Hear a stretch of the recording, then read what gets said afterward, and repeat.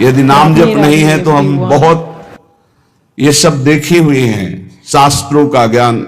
आप आश्चर्य मानेंगे, जिन महापुरुष की बात कर रहे हैं वो कह रहे हैं मैंने वेद संपूर्ण पढ़ा है, गीता जी की व्याख्या कर सकता हूं, साफ शास्त्रों का ज्ञान है, कोई भी शास्त्र आप बोलिए हमें पता है, पर मेरी स्थिति नहीं है। इसलिए मैं आपसे कह रहा हूं कि अब आप ये बात, सब शास्त्रों का ज्ञान है, सब संतों से मिले हैं। अंदर की बात, निरंतरता लक्ष्य में ना होना, सातु दीर्घकाल निरंतर सत्कार सेवित तो दृढ़ भूमि, हमारी प्रार्थना को समझना आप।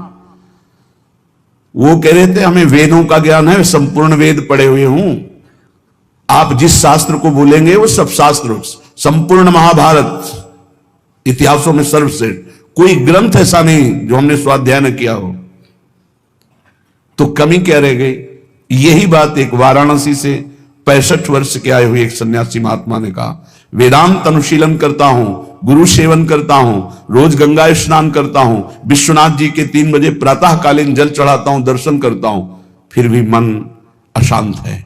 वो वस्तु जो प्राप्त करना चाहिए वो नहीं प्राप्त है। सत्संग सुना आपका तो खिंचा केवल इसी बात के लिए चलाया हूं काशी से कि अब मेरे में त्रुटि क्या है।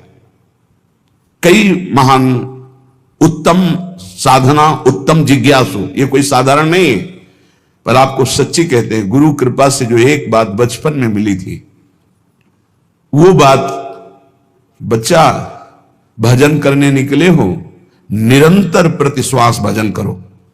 वो बचपन से बात बैठाल दी गुरुदेव भगवान ने, गुरु कृपा ने बैठाल दी। अगर आपका भजन निरंतर सच्चिंतन नहीं हो रहा, चाहे आप जिस मार्ग के हो, हर मार्ग का पहला कर्तव्य है संसार का विस्मरण। किसी भी संप्रदाय के हो, किसी भी मार्ग के हो, कीर्तन रोकना और सत चिंतन करना। उस सत में आप वाहेगुरु बोलो, ओंकार बोलो, राम बोलो, हरि बोलो, कृष्ण बोलो, राधा बोलो, जो मन भावे, पर पहले असत चिंतन का त्याग करो, सत चिंतन की वृत्ति लाओ। और सच्चिंतन की वृत्ति कैसी? देवर्षि नारद जी कहते, अव्यावृत भजनात् अखंड स्मृति। इसकी कमी होने के कारण बाहरी सब बढ़िया साधन होने पर भी मन को परमानंद का द्वार खोलना नहीं आया। वो यही है, अंदर है। कल चर्चा की थी कि जैसे एक मकान, उसके अंदर कमरा, कमरे के अंदर भुइंधरा, वहां बैठा हुआ है चिदानंद स्वरूप, वहां प्रवेश करना है। वो दरवाजा गुरु कृपा से प्राप्त मंत्र और नाम के निरंतर चिंतन से प्राप्त हुए ज्ञान से खुलता है। और वो तिजोरी खुली तो माला माल हो जाओगे, और वो बंद रही तो हम आपको कह रहे हैं कि इतना इतना सब कुछ है, लाखों लोग उनकी दंडवत करते हैं, वो दंडवत करने योग्य हैं, पर मन की जो स्थिति चाहिए वो नहीं है। क्यों नहीं? क्योंकि जो मन की स्थिति पहुंचाता है वो नहीं है। वो क्या है? अव्यावृत भजनात्। गोस्वामी जी की, तुलसीदास जी की बात बिल्कुल, आप चाहे जिस मार्ग के पथिक हो, सच्ची बात समझ लीजिए। बारी मथे घृत होए बरु, सिकताते बरु तेल, और बिनु हरि भजन न बहुतरी या सिद्धांत तपेल। बिना निरंतर भजन के बात नहीं बननी है। तो यहां कह रहे हैं, करो मन श्यामा जू सोनेहा, रहो तुम बैठे निज गेहा, लगा है दांव ये देहा, न जाने योनि फिर के हा, चतुर जग में बड़ो कहिए। कौन? श्याम श्यामा के रंग रंगिए, ताप तन मन की जो सहिए, सदा श्यामा के गुण गहिए।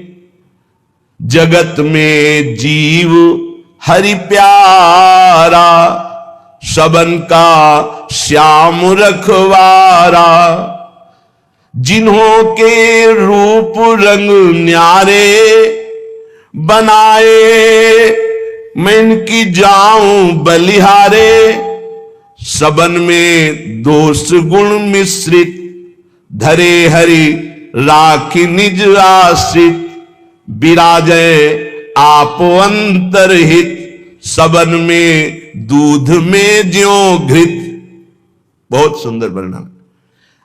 हे मन, तुम कहीं भी हो, भागने की जरूरत नहीं। इसे बहुत अच्छे से समझा जाए। आप कहीं भी विश्व में भागकर चलो, गंगा जी इस वृंदावन की रजकण की समानता नहीं कर सकती। गंगा जी भगवान के चरणारविंद का धोवन है, चरणामृत, और स्वयं प्रभु प्रेम स्वरूप प्रियालाल यहां खेलते हैं, तो समानता कैसे हो सकती है? क्या आपको वृंदावन में जो वृंदावन का प्रभाव है अनुभव में आ रहा है? हर समय प्रेम उमगन, हर समय रूप माधुरी की छकन नहीं है। क्यों? क्योंकि नाम जप नहीं। जितना नाम जप करेंगे उतना ही प्रकाश होगा, और वो यहां आप आओ या ना आओ। कल किसी साधक ने प्रश्न किया, जब मैं वृंदावन वास की बात सोचता हूं तो मेरा भाव कम हो जाता है, क्योंकि मेरी क्षमता नहीं कि मैं यहां के गुण दोषों से अपने मन को बचा पाऊं। जब मैं दोष देखता हूं तो मेरा भाव बिगड़ता है, इसलिए दूर रहकर जब मैं वृंदावन का भाव करता हूं तो बहुत रोना आता है वृंदावन के लिए। तो आपका इस पर क्या आदेश है? वृंदावन के प्रति भाव और चिंतन बने, बस यही खास बात है। रहो दूर, वृंदावन को चिंतवन यह दीप और बार, कोटि जन्म के अघतमय काट करे उजियार। और यहां बसकर दूसरों पर दोष दर्शन करके निंदा आदि करोगे तो पतन हो जाएगा। ठीक है, तुम कभी मत आओ, दूर रहो, सत्संग सुनो, वृंदावन का भाव करो। एक दिन ऐसा आएगा कि रोकर भाग कर आओगे, तब तुम्हें वृंदावन अपने प्रभाव से प्रभावित करके चिदानंद दृष्टि देगा। खूब पहले भजन करो। ये कोई साधन भूमि नहीं है, ये सिद्ध भूमि है, ये प्रेम भूमि है। यदि आपका भाव बिगड़ता हो तो हम कह रहे भाव बनाओ, फिर कोई जरूरत नहीं। बिल्कुल बिल्कुल आप समझ लो, कोई जरूरत नहीं किसी साधन की। सब इसी भाव से ऐसे दिव्य साधन होते रहेंगे जो कोई अहंकारी कर ही नहीं सकता साधन। करो मन श्यामाजू सो नेहा, बस एक बात मान लो, हमारे माई श्यामाजू को राज मान लो, फिर आप जान जाओगे और देख लोगे इस मंत्र का क्या प्रभाव है। ये सब एक एक अक्षर मंत्र हैं। श्याम श्यामा प्रगट प्रगट अक्षर निकट प्रगट रस स्रवत अति मधुर बानी। ये हम जो चिल्लाते हैं ना, हमारे माई श्यामा जो को राज, ये कोई साधारण बात नहीं। देख लेना आप, इसका प्रभाव देख लेना।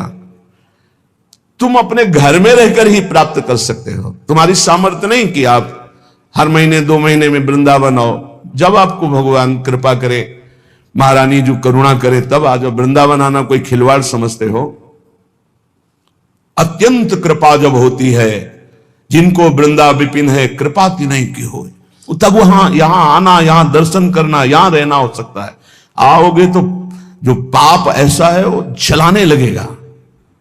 कोई विरला ऐसा है जो श्रीधाम वृंदावन में निर्दोष दृष्टि करके भगवत भाव में डूबता है। नहीं, ये राजधानी है, यहां सैनिक नहीं, यहां सुभट है, सेनापति यहां है। यह सर्वत्र काम प्रहार करता है, लेकिन यहां स्वयं काम मौजूद है। क्रोध याम मौजूद, ये जैसे राष्ट्रपति भवन की विशेष सुरक्षा, ऐसे ही ये सब भगवत पार्षद है। काम क्रोध लोभ मोह मद मत्सर, इनका घेरा लगा हुआ है। ऐसे प्रवेश थोड़ी होता है चिदानंद वृंदावन धाम में। इन पर पूर्ण विजय प्राप्त वो श्यामाजू के गोरे चरणारविंद की ठसक से होती है। परम शीतल आश्रयामी, जब इन चरणों का आश्रय लेते इतनी शीतलता होती, काम आदि का कोई भी प्रभाव नहीं पड़ता। साधना करके भी इनको निष्प्रभावित नहीं कर पाया गया, और गोरे चरणारविंद की ठसक आते ही ये 3 प्रकट रखते हैं। हृदय अर्पितम, हृदय में अर्पित ऐसे करते हैं। परम शीतलमाश्रयामी, लालजू के हृदय में उनका हम आश्रय लिए। करो मन श्यामाजू सो नेहा। और एक अंदर की बात तुम्हें बताते हैं, हमारी श्री जी कभी किसी भी अपराध पर किसी के ऊपर गुस्सा नहीं होती। इसका दुरुपयोग मत करना, क्योंकि श्री जी तो गुस्सा नहीं करती, पर लालजू भी थप्पड़िया देंगे जो ज्यादा उद्दंडता करोगे।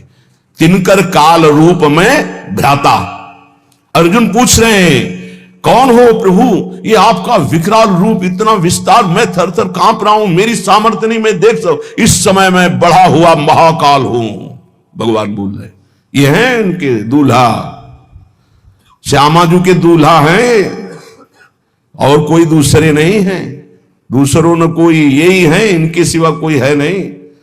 बड़ा हिरण्यकश्यप उछल कूद मचा रहा था, कहां तेरा भगवान, कहां भगवान, और भुजा ठोकना। जिस समय खंभा फाड़ के निकले, दहाड़ मारी तो ना तेज देख पाया ना आवाज सह पाया, मूर्छित होके गिर गया, तलवार कहीं ढाल कहीं बेहोश पड़ा है। हिरण्यकश्यप स्वयं भगवत पार्षद और दिव्य सामर्थ्य से युक्त महातपस्वी। भगवान ने कहा उठ, थोड़ी देर तो खेल ले, मेरा पार्षद है, थोड़ी देर खेल ले। खिलाते, फाड़ के फेंक दिया नाखून से। ये दूल्हा ही है, इनके और कोई नहीं है। वही अपने अंश से सब प्रकाशित होते हैं। श्यामाजू को गुस्सा नहीं आता, पक्की बात है, पर उद्दंडता मनमानी करोगे तो न्यायाधीश तो लालजू हैं, बात ध्यान रखना। और लालजू जिनके दरबार में न्याय प्राप्त करते हैं वो हमारी सी लाडली जू है। वहां का न्याय श्री जी की मुस्कान से होता है, और न्याय की बात सुनाने के लिए सखियां हैं। न्याय पर्यो ललिता जू के आगे वहां निर्णय होता है। इसीलिए प्यारी जू कभी कभी हम लोगों के पक्ष के लिए थोड़ा सा भ्रकुटी लाल जू से टेढ़ी रखती है, तो वो हा खात वो हम लोगों के लिए, क्योंकि कैसे हम अधमों का निस्तार होगा तो उन्हीं की लेखनी से। तो अनुल्लेख्यानंतान पितदपराधान मधुपतिन, लिखेंगे ही नहीं, क्यों? जहां भ्रकुटी हुई पास रजिस्टर बहुत गंदा है, कैसे वो पापी क्यों न हो, हरिवंश नाम जो ले तो अलग लड़ेती रीझ के महल खवासित पास। सच्ची मानिए बड़े भाग्य होंगे जो गोरे चरणारविंद की ठसक में आ जाए। जैसे एक प्रश्न ने, अब कुछ बातें ऐसी होती जो कैसे बोले कि आप जगदम्बा और राधा जी में क्या भेद करते हैं, राधा जी ही जगदम्बा है, जगदम्बा ही राधा जी हैं। तो सिद्धांत की शैली से बोले तो हां, क्योंकि स्वामिनी जी के ही अंश से अनंत शक्तियों का प्रादुर्भाव हुआ है। समस्त शक्तियों के मूल श्री स्वामिनी जी हैं, और समस्त शक्तिमानों का मूल श्री लालजू महाराज हैं। इसलिए हां, और स्वामिनी जी अद्वितीय हैं, इनके जैसा ये ही हैं। देवलोक भूलोक रसातल सुनि कवि कुल मति डरिए, सहज माधुरी अंग अंग की कई कासों पट तरिए। एक अंग छटा में से सब महान शक्तियों का प्रादुर्भाव हुआ। त्रिपुर सुंदरी आदि जितनी दैवी शक्तियां हैं हमारी महारानी जी के अंश से, एक अंश से निकली, एक छटा में से। हमारी प्यारी जू की महिमा को, प्यारे जू की कृपा से जब आप जानोगे तब समझ पाओगे। पर मान लो अम्मा ने कहा ये बप्पा है, तो मान लिए बिना तर्क के। तुम जान भी नहीं सकते थे कि तुम्हारे बाप कौन है, तुम्हारी मां ही बताई। मां को ही परिचय है सही माने में कि पिता कौन है, तो बताया, हमने कभी संशय नहीं किया और जीवन भर मान लिया हमारे बाप जी हैं। ऐसे गुरु हमारी मां है। तो हमारे असली जनक कौन है, ये गुरुदेव रूपी मां बताती है। तो मान लो, उसमें तर्क मत करो। मंत्र मूलम गुरु वाक्यम, ये तेरा मेरा मत करो, नहीं समझ पाओगे। कुछ बातें होती जो रसना होती तो तेरे गुण न बखाने जात, कहा कहो एक जीव सखीरी बात की बात। कैसे बताऊं? कोटि कोटि रसना जो रोम रोम प्रति हुई, प्यारी जू के रूप को न प्रमाण कह जाता है। ऐसा सौंदर्य, ऐसा महात्मा, ऐसा करो मन श्यामा जू सेहत। हमारी प्रार्थना मान लो कलिकाल है, इस कलिकाल में बहुत जोर की कृपा की आंधी चली है, निकल चलो, गोरे चरणारविंद के प्रभाव से निकल चलो। श्री धाम वृंदावन में बैठ के कहते हैं, बोले सत्य बोलना है तो मंदिर में चढ़ के बोलो। करोड़ों मंदिर यहां की समानता नहीं कर सकते, क्योंकि यहां एक कण की आकांक्षा शिव सनकादि करते हैं। यहां के एक रज कण की आकांक्षा जिनके मंदिर बनते हैं वो प्रभु करते हैं। औरों की तो बात जाने दो, जिनके चरण रखने की चौकी को ये सब नमस्कार करते। ध्येयम सदा परिभवम अभीष्ट दोहम तीर्थास्पदम शिव विरंचनुतम शरण्यम, वो स्वयं प्रभु प्रिया चरण रज जान के लुठत रसिक सिरमौर। तो यहाँ के समान हम यहाँ बैठ के बोल रहे हैं, और यमुना जी का पावन पुलिन है जहां आप बैठे हो। पहले यमुना जी परिक्रमा मार्ग के समीप से ही बहती थी, कालीदह में देख लो, तो ये यमुना की धारा में ही बैठे हो। और यहां हम कह रहे हैं कि गोरे चरणारविंद का ठसक हृदय में केवल आ जाए हमारे माई श्यामाजू को राज, वो पद मिलेगा जो बड़े बड़े योगी और मुनियों ने वांछना की पर पाए नहीं, क्योंकि तप प्रधान। और यहां ना हमारे पास तपस्या न साधना है, हम जैसे हैं श्यामाजू के हैं, बस इस बात से मिल जाएगी। भगवत ऋषि जी महाराज कह रहे, जैसे संप्रदाय की भक्ति और साधनाएं विविध प्रकार की, तो बोले संप्रदाय नवधा भगति, बहुत निर्मल भाव से सखी उपासना,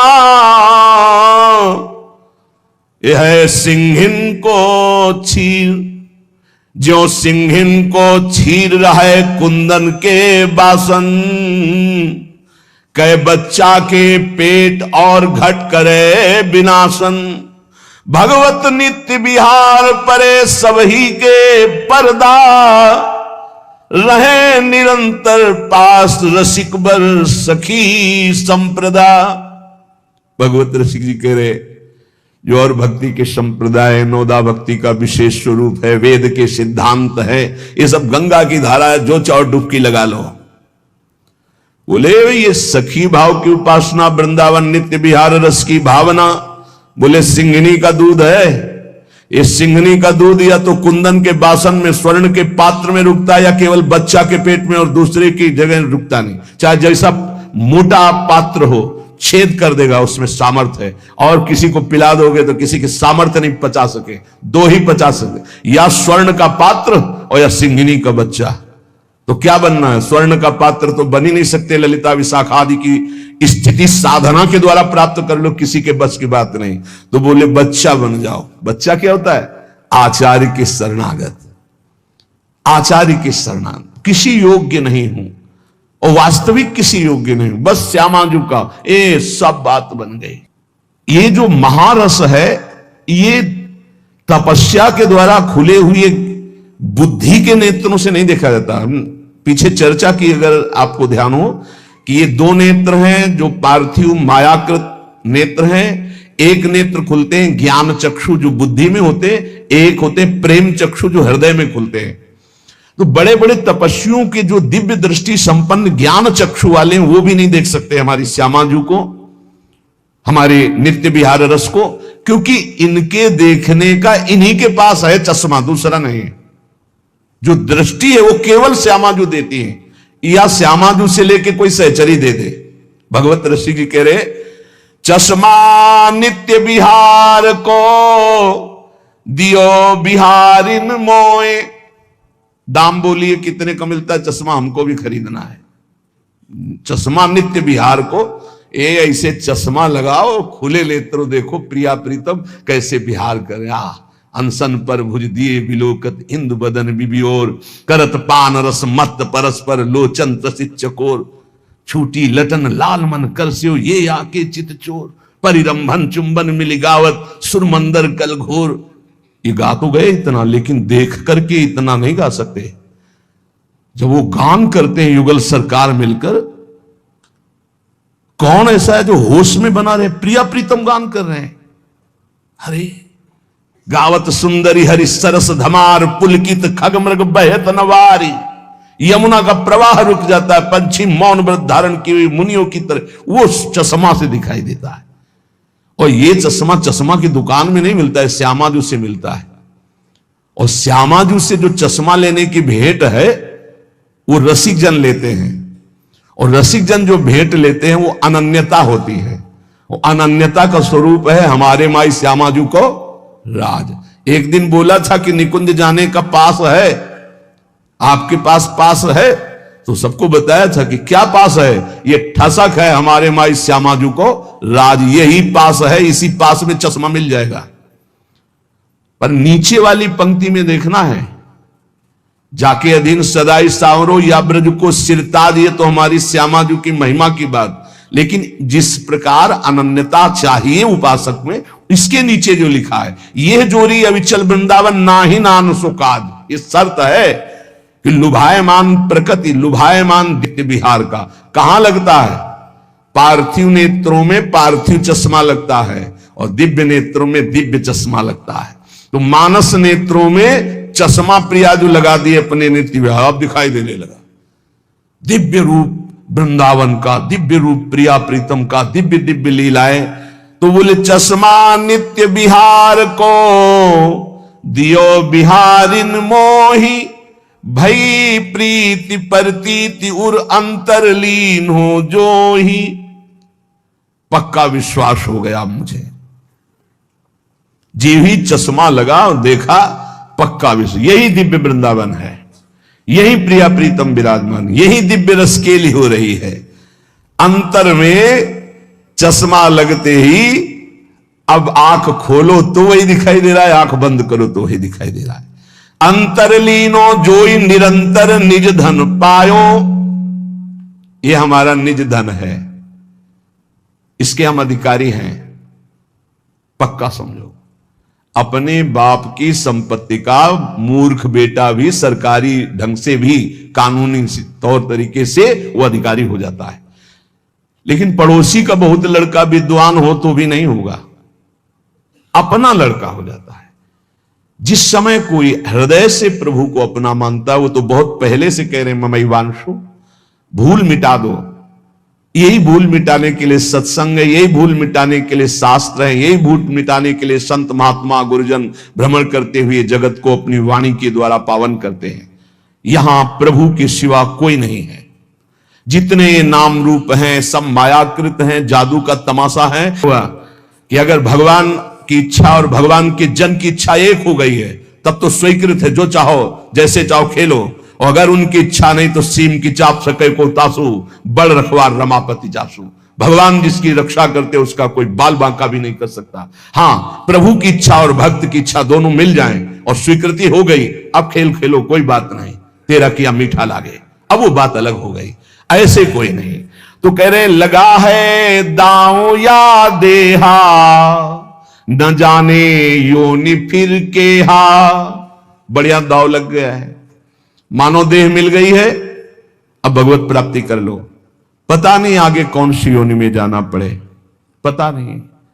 बड़ा आश्चर्य होता है, बहुत जन्म व्यतीत हो गए इन्हीं भोगों को भोगते, फिर भी ये नीच मन उन्हीं भोगों में जाता है, श्यामाजू की तरफ नहीं जा रहा, नाम में निरंतर नहीं लग रहा। भोग चिंतन निरंतर करने के लिए